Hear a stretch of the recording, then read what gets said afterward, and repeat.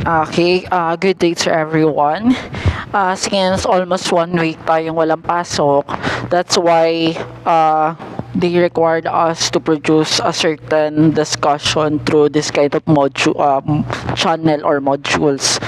Okay, etong module 3, our topic, some of the slides na i-discuss ko na but somehow for the some part of this topic ay hindi pa.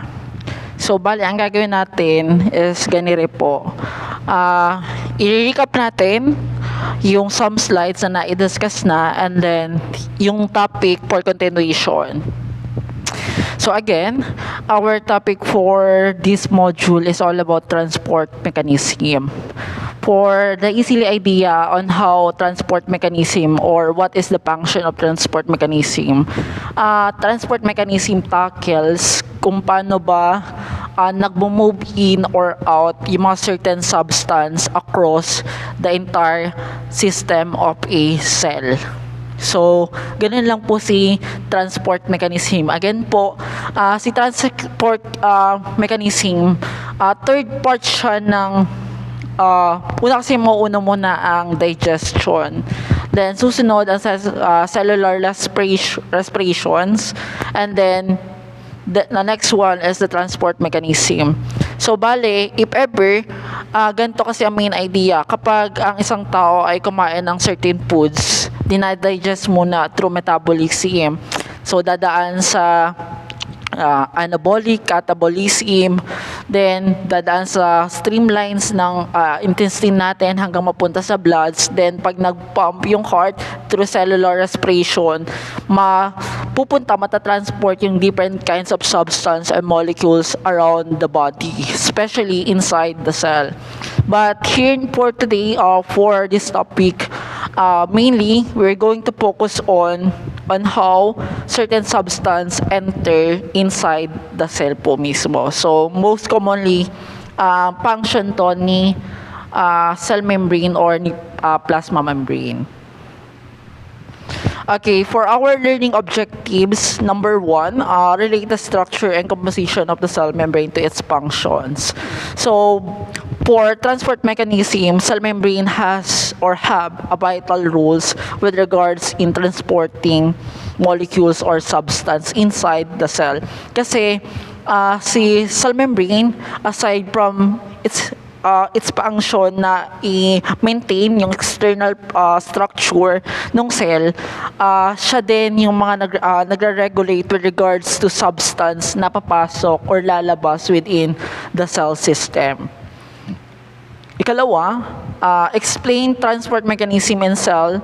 So, in cell po, in transport mechanism, we have different kinds of transport mechanism. So, meron tayong diffusion, osmosis, facilitated transport, and active transport. But most commonly, ang major na pinagtutuunan ng pansin is the passive and active transport. Again, to differentiate the passive and active transport ay simple lang. Pag passive, hindi natin siya ginagamitan ng energy or yung tinatawag natin na ATP process or yung adenosine triphosphate. But kapag kay active transport naman, kailangan natin ng energy to work or to do a certain transport. Minsan, madalas si active transport ay active siya sa pag-release or ng certain substance from internal system of the cell to outside. So, more on sa exocytosis to. And then, number 3, differentiate exocytosis and endocytosis. To easily understand what is exocytosis and endocytosis, pag sinabing exo, mag-rely na kagad kayo doon sa pinaka-prefix word na X, which means exit. So, naglalabas to ng certain molecules from internal system of the cell to outside. So, ganun po ang process na exocytosis. Pag sinabi naman pong endo, so, N means enter. So, ibig sabihin, from outside, papasok sa loob mismo ng internal system ni cell. Which is yung mga substance, molecules, ion lang naman ang pinapasok natin. Number 4, organize cell structure and types according to transport mechanism that involves them. So, plasma membrane, it has a lot of structure. And bawat structure na meron siya or bawat parts na meron doon ay may sariling function na ginagampanan. Kasi, yun nga, in cell processes, cell membrane has a huge vital role kasi kapag nasira sa cell membrane, hindi mag-work si cell, and we know that cell is our basic unit of life. So kung masira si cell, definitely magkakaroon siya ng domino effect with humans. Okay, for the flow of discussion, una, itatackle natin more deeply what is plasma membrane or cell membrane. So, yung composition and structure na meron siya, yung pagiging semi-permeability niya, lahat ng characteristic na meron kay plasma membrane. Ikalawa, yung different types of transport mechanism. Again, meron tayong major two types of transport mechanism, which is the passive and then the active transport. But isama na din natin itong si bulk or vascular transport. To give an idea with regards to vascular transports, si vascular transport, meron siya with regards to animal and plant cell. Sa plant, most commonly, alam natin si xylem and then si phloem. Yan yung vascular transport. But kapag kay animals naman or kay humans, something related na to with regards to cellular respiration. Again, plasma membrane, si plasma membrane, also known as the boundary between the internal and then the external environment of the cell. So, siya yung pinaka-boundary or pagitan ng loob ng cell at labas ng cell. Si plasma membrane, siya yung nagme-maintain ng external structure of the cell, and aside from that, it regulates all substance that enter and exit from the cell. So, si plasma membrane, may katangian siya ng pagiging semi-permeable.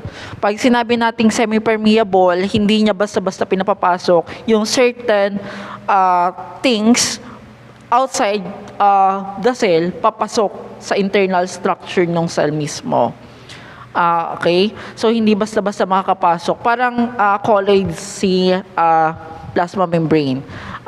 Kung paghahaluin natin yung mantika at saka tubig, hindi kagad siya magsasama. Kasi si plasma membrane ay made up siya from lipids. So, definitely, ganun yung pinaka-main idea. Kumbaga, si plasma membrane kasi yung nagiging barrier kapag mayroong mga bacteria, viruses na papasok inside the cell.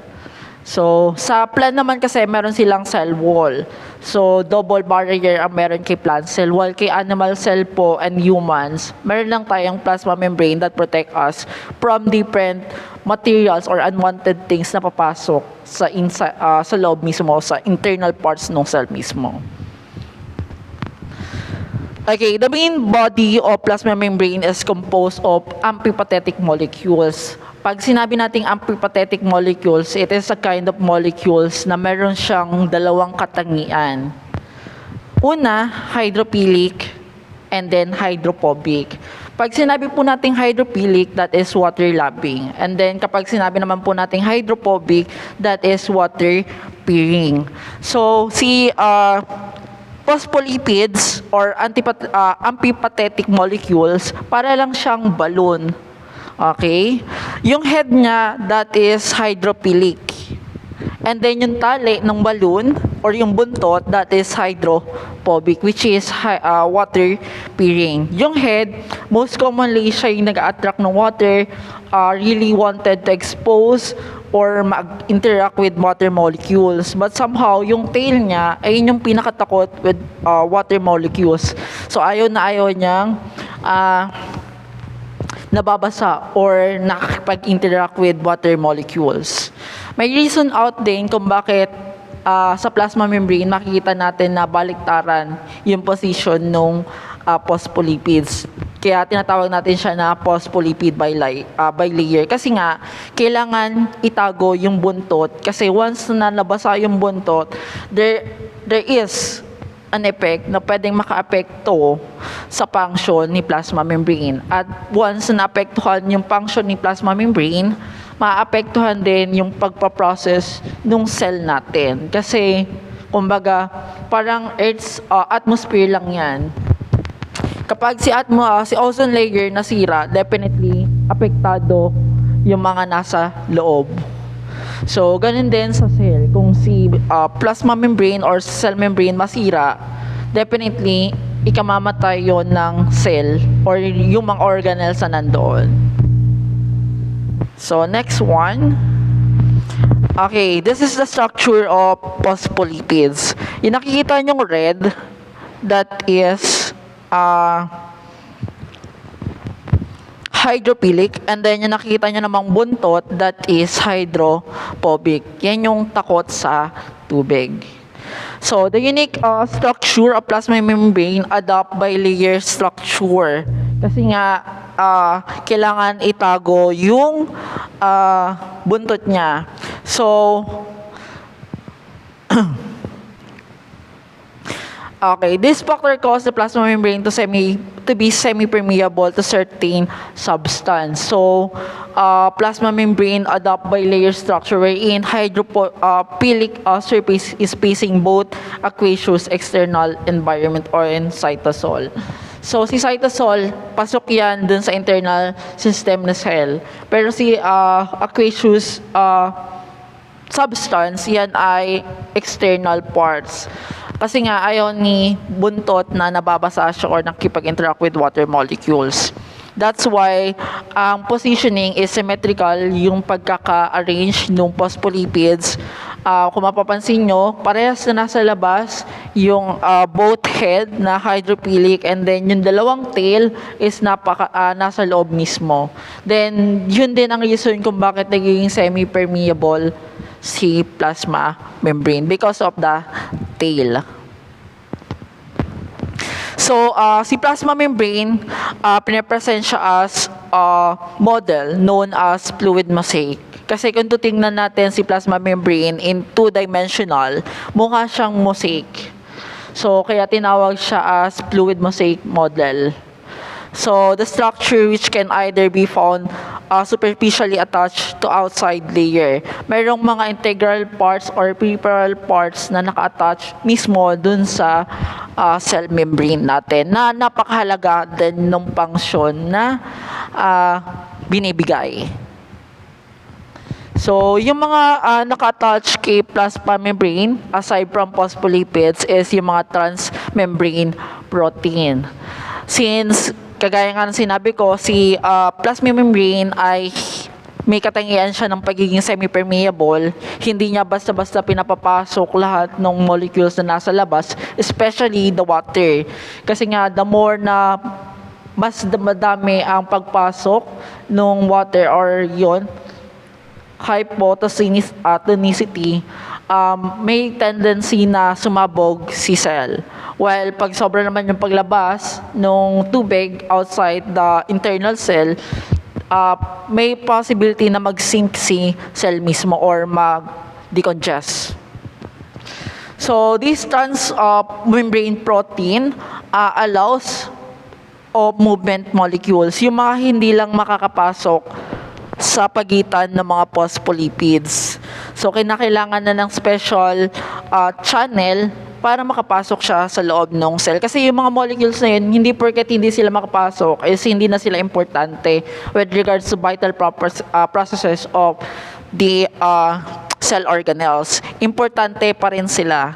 Kaya meron tayong natawag na transmembrane proteins para i-regulate yung mga molecules na kailangan pumasok. At hindi siya makapasok due to the reasons of the charge of the tail of the phospholipids, then sa charge din ng elements or ions na papasok. Kasi nga, diba, kapag both negative yung charge, ang nangyayari, ang tendency na mangyari is mag-repel. So, pag nag-repel, hindi magdidicate or hindi papasok. Pero kung both opposites charge yan, positive and negative, may tendency na pumasok. So, ganun lang naman ang idea kung bakit hindi sila nakakapasok because of the charge na meron yung phospholipid, yung tail ni phospholipid, and then the charge of the molecule. For example, the charge of the potassium, and then the charge of the phospholipid. Since pareha sila ng charge, the tendency is mag-repel yung potassium. So, since importante si potassium with regards to cell processes, so merong paraan para makapasok siya, which is through transmembrane protein. Ito na yung tinatawag natin na channel carriers. So, to easily discuss what is the difference between channel and carriers. Actually, silang dalawa ay parehas lang naman na tawiran ng molecules. But somehow, meron kasi silang pinagkaiba. Si channel kasi, one-way passage to na kung ano lang ang makakapasok, yun na po iyon. No need to regulate or facilitate. Unlike a carrier naman po, it needs to facilitate and regulate kung saan pupunta. Okay, ganun lang naman siya. Okay, kasi sa passive transport from high concentration of molecules, pag sinabi pong high concentration, yan po yung kumpulan ng mga molecules outside the internal part of the cell. Kumbaga nasa labas siya ng plasma membrane, yung mga kumpulan na iyon, that is the high concentration of molecules. Then kung ano yung makapasok sa butas ni channel, yun lang ang papasok. But kay carrier naman po, it needs to facilitate yung molecules or yung ions na papasok kung saan siya pupunta.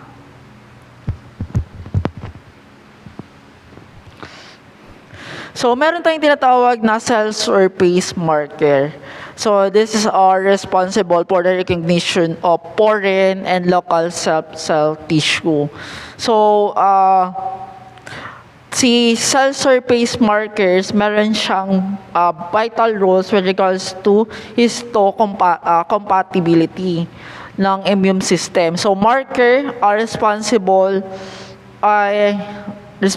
for recognitions of foreign object outside from the cell system. So, they are responsible for glycoproteins and glycolipids. So, proceed kagad tayo dito. There are 6 classes of membrane proteins and each serve as specific functions. So, isa-isayin natin yung mga protein membranes na makikita natin kay plasma membrane.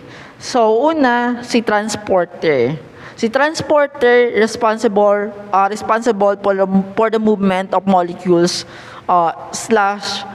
solute across the membrane. So, it's either channel or carrier to. So, ganun lang si transporter. Siya lang yung parang shuttle na pagpapasukan ng mga molecules or pagtatawiran ng molecules. So, pwedeng mag-change yung shape nun depende sa pangailangan ng certain parts ng cell natin.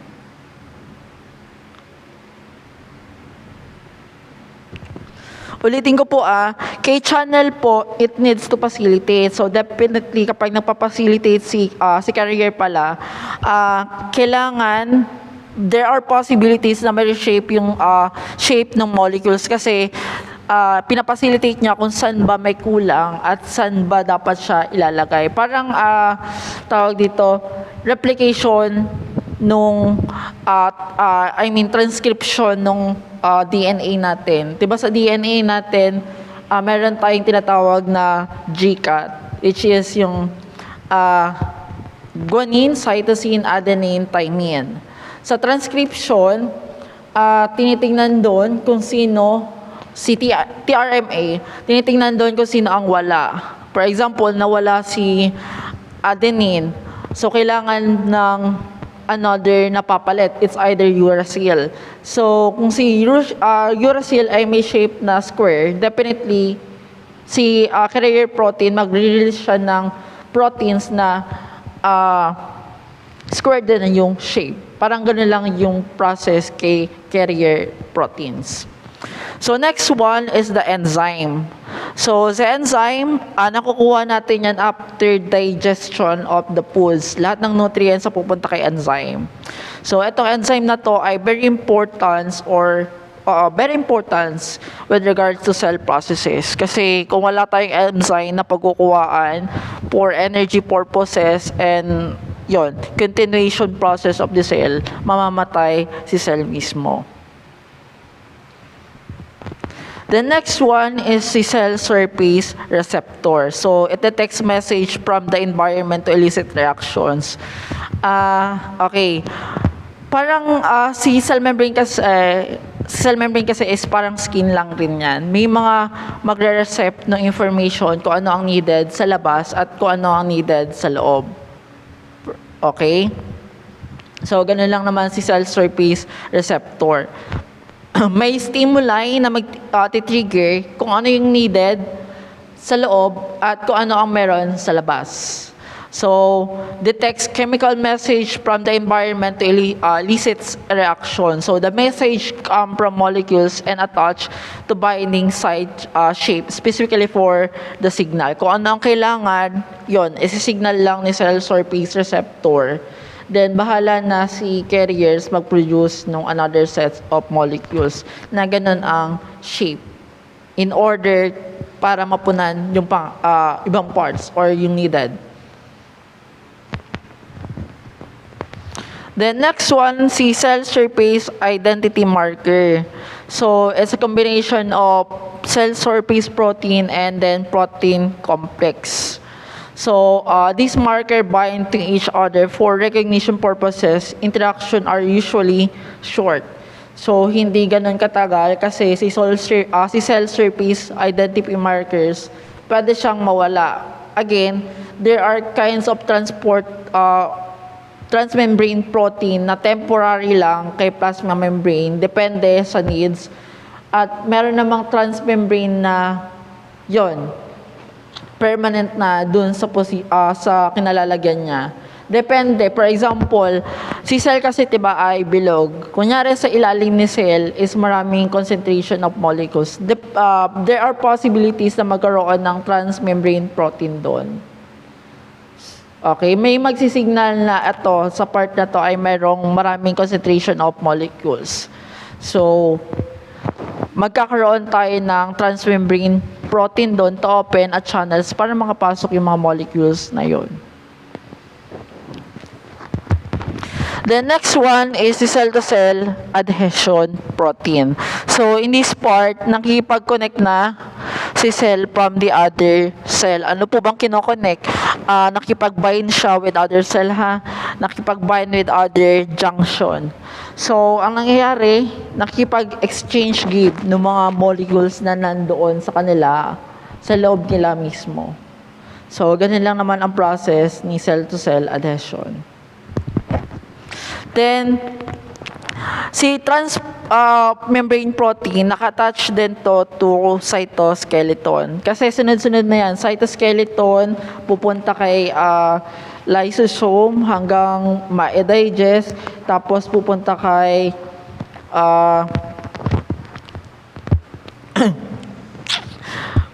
hanggang sa ma-digest, ma-ipack, hanggang sa ma-distribute with entire organelles or with the entire organs na meron sa loob ng cell mismo.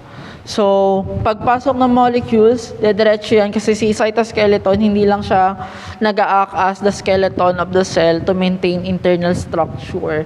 Nag-response din siya with regards to transporting molecules to other organelles. So, tinutulungan siya ng mga macrofilaments na meron siya.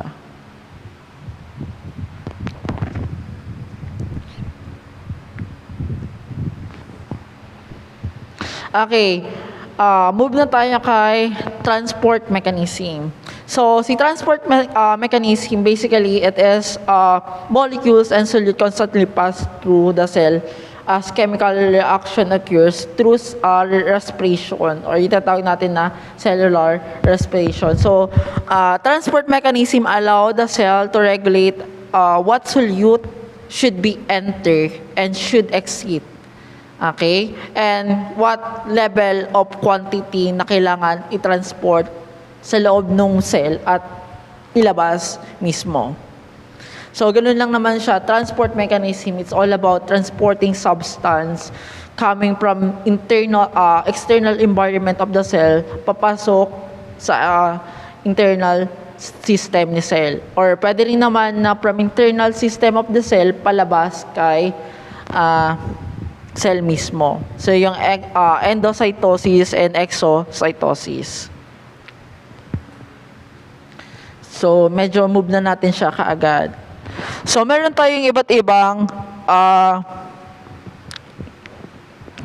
way or passage or transporter kung process na tinatawag. So, meron tayong uniporter, hemporter, and then antiporter. Ito ay kay channel lang naman. Okay? So, meron tayong extracellular process kung paano siya nag-work. Most commonly, from your previous science, ang nadadiscuss is ito, si uniporter, hemporter, and then si antiporter. Okay? Yung tatlong yon ay part,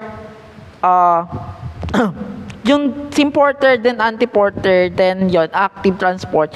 Medyo ginagamitan na sila ng energy. Para si uniporter, most commonly, nakarely lang to sa passive transport. Pag sinabi natin uniporter, isang molecules lang ang pwedeng pumasok within the channel. One-way passage lang to.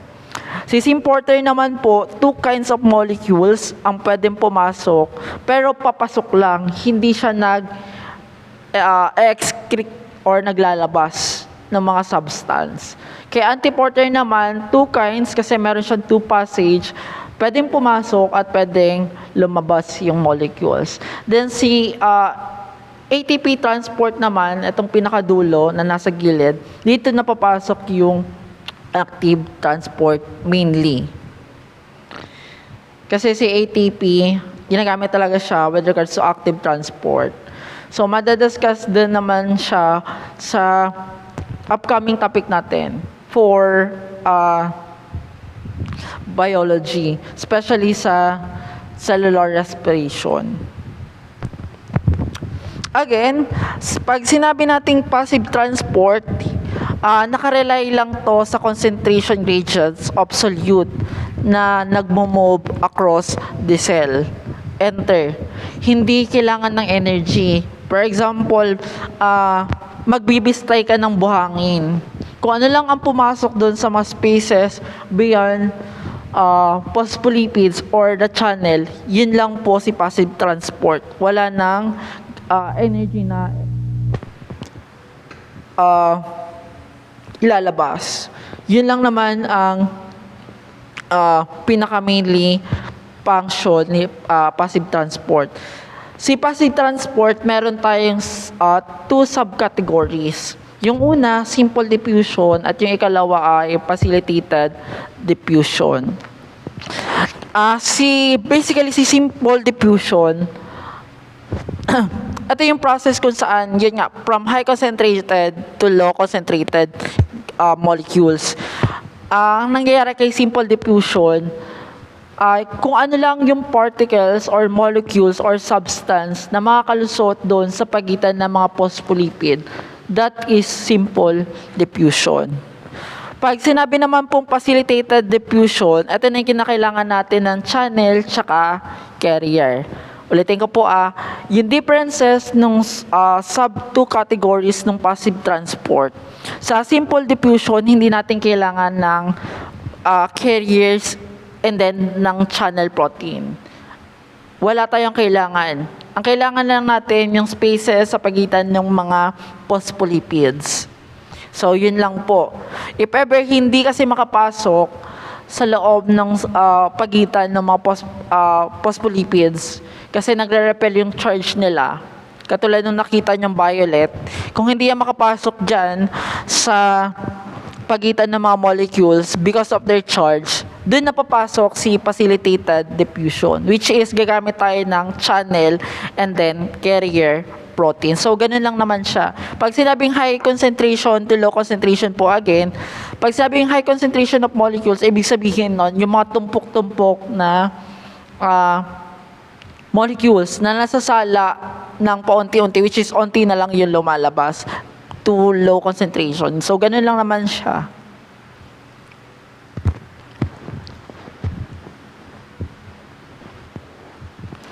So, ganito po. Ito yung mga solute na nakikita natin na kulay red. So, ayan, yung mga kumpulan na yan, that is high concentration. Sa simple diffusion, kung ano lang ang makakalusot sa pagitan ng mga phospholipids na hindi magre-repel based on the charge of the tail ng phospholipids, yun lang po yun. Pero sa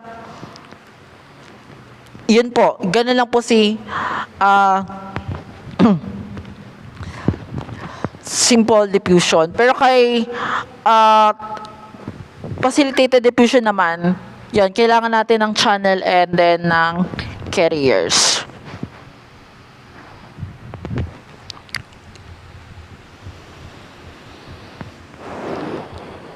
Okay. Si facilitated diffusion naman, yun nga, it needs to facilitate the molecules. Pwedeng mag-reshape yung pinaka-shape ng molecules based on the needs na kailangan ng certain organs na nasa loob mismo ng cell mismo. So, yun, gumagamit tayo ng channel and then ng carrier. So, protein manage and assist the movement of solute across the membrane, which is why this is referred as facilitated diffusion. Kasi nga, yung channel and then yung carrier natin, carrier proteins, nagpa-facilitate sila. So, that's why tinawag siyang facilitated diffusion.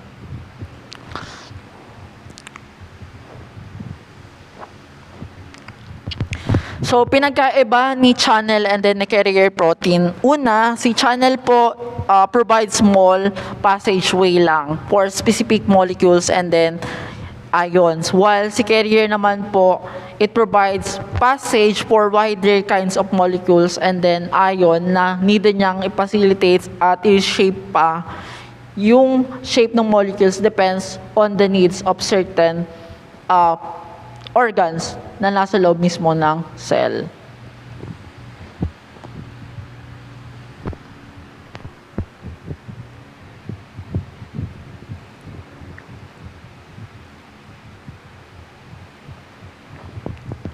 Okay. So, next tayo kay osmosis. So, ano naman po ba si osmosis? Okay. Actually, si osmosis ay pagsasama ng solute from solvent. Paano po ba pag tinawag nating solvent molecule? Solvent is the water. And then, yung solute naman is the ions or the molecules na pwedeng sumama. So, sa osmosis process kasi, bago makapasok yung certain water to cytosol, okay, nasasamahan siya ng solute. Nahaluan yung solvent ng solute para maging substance na kailangan for cytosol process. So, osmosis is the movement of water from high concentration of solute to low concentration across the membrane. So, ganito po siya. Okay? Nakikita niyong pure water na nasa gilid, yung blue. That is the movement of water. Papasok kay cell membrane which is ma-attach yung different kinds of solutes mismo. So, ganun lang naman siya. Okay?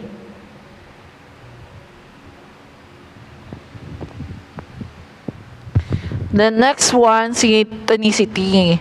So, si tonicity ay na-discuss ko naman na din at naisama ko sa reviewer last time.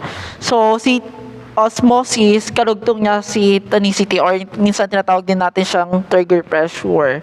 Kasi, ito sa process kung paano lang naman papasok yung tubig. If ever sobra yung pagpasok ng tubig, we call it hypertonic. Pag sobra naman yung paglabas, that is hypotonic. And then, pag balance yung pagpasok ng water molecules, that is isotonic.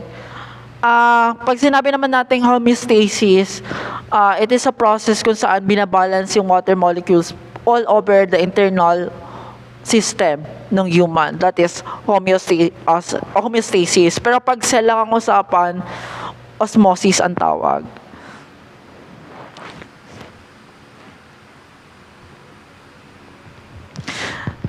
So again po, kapag sobra yung pag-release ng water, definitely ang side effects to cell, if cell po ang pag-uusapan na, for example, red blood cells, pwedeng mag-sink yung cell at ma-decongest. Pag sobra naman po yung pagpasok ng water, pwedeng mag-collapse or sumabog yung mismong cell. While sa isotonic naman, balance or equal in distribution ng water, both enter and exit. So sa plant cell kasi, sa vacuole ng plant cell at sa animal cell, medyo magkaiba sila. Kasi yung vacuole ng animal cell ay medyo maliit compared to plant cell. And mainly, si plant kasi ang mas nag-consume ng water. That's why doble yung barrier na meron pang cell wall and then meron pang plasma membrane. Then, meron pang tinatawag na aquaporins. So, si aquaporins is a kind of protein channel. Katulad lang din siya ni transmembrane protein or ni carriers, which is ang aquaporins naman, mainly ang nire-regulate niya is water. Water molecules lang yung pinapapasok niya in that passage na binibigay niya. So, ganito po. Sa cell membrane kasi, merong katulad din ng transmembrane protein. So, si aquaporins, it's a process kung saan nilalet niya yung mga water molecules makapasok inside the cell. Then, if ever, nahaluan din to ng mga other solvents or substance, which is na papunta kay cytosol. So, si active transport, to discuss easily, si active transport, kinakailangan natin ng ATP process or ng energy. Yung tinatawag natin na adenosine triphosphate. Meron tayong tinatawag na hydrolysis and phosphorylation. Sa phosphorylation, ang nangyayari, tinatanggal natin yung isang tinatanggal natin yung dalawang phosphate at tinatanggal natin yung isang phosphate para makapag-release tayo ng energy. Which is once na natanggalan siya ng isang phosphate group, ang tawag na natin doon is ADP or adenosine phosphate. Then kapag tatlo yung phosphate, triphosphate ang tawag natin. So, ganun lang naman siya. Kapag magkukuha ng phosphate, ang tawag natin sa process na yun is hydrolysis. Pero kapag mag-extract ng phosphate group, ang tawag natin doon is phosphorylation. So, si active transport, meron tayong two types that is primary transport and then the secondary transport. Si primary transport, mainly, sa kanya muna nag-i-start yung process ng detach ng isang phosphate molecules. So, from triphosphate, magiging adenosine triphosphate or ADP. Then, ganito siya, phosphorylation. Ang hirap i-pronounce. Okay. At yung tinatawag natin na hydrolysis process. Yung itsura ng structure ng ATP is meron tayong adenosine, ribose, and tatlong phosphate group. So, ang gagawin muna kasi sa ATP, yun po yung ATP natin. Once na matanggalan siya ng isang phosphate, mag-release yun ng energy na kinakailangan for active transport.